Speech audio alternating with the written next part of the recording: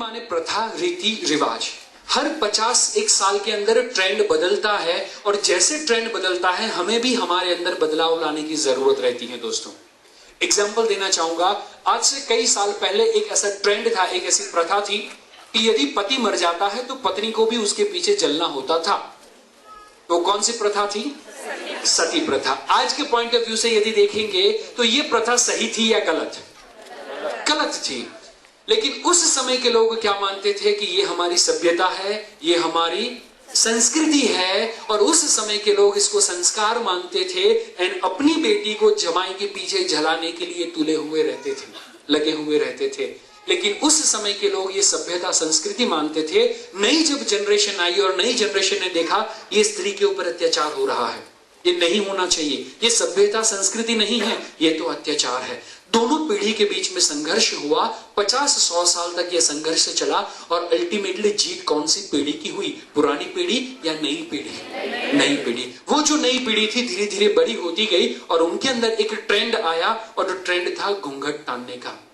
उस समय के लोग ऐसा मानते थे सभ्यता और संस्कृति के नाम पे कि घूंघट तानना वो हमारी सभ्यता है, वो हमारी संस्कृति है। और यदि कोई स्त्री ने घूंघट नहीं ताना हुआ है और यदि उसने ड्रेस पहना हुआ है तो उसके अंदर संस्कार नहीं है, ऐसा पहले के लोग मानते थे। क्या वो बात सही है? नहीं, वो बात सही नहीं है। लेकिन उस समय के लोग वैसी बात मानते थे।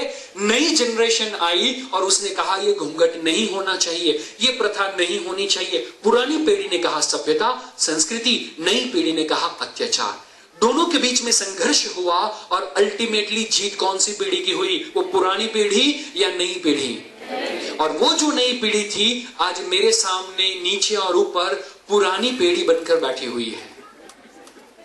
नई पीढ़ी आ रही है एंड हमको चैलेंज कर रही है बात बात पे कि पापा ऐसे नहीं होता, मम्मी तू तो चुप बैठ, ऐसा नहीं होता, वैसा नहीं होता। हम बोलते हैं सभ्यता संस्कृति संस्कार और वो बोलते हैं ऐसा नहीं ऐसा नहीं ऐसा नहीं। 5 साल से प्रॉब्लम की शुरुआत हुई है, आने वाले 45 to 50 इयर्स तक ये प्रॉब्लम चलेगा। उसके बाद में जीत किसकी होगी?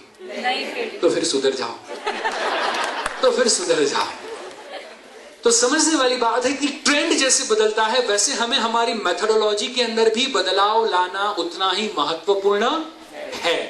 तो ये फैक्टर और सबसे लास्ट में काम करता है, दैट इज व्हाट? टॉलरेंस।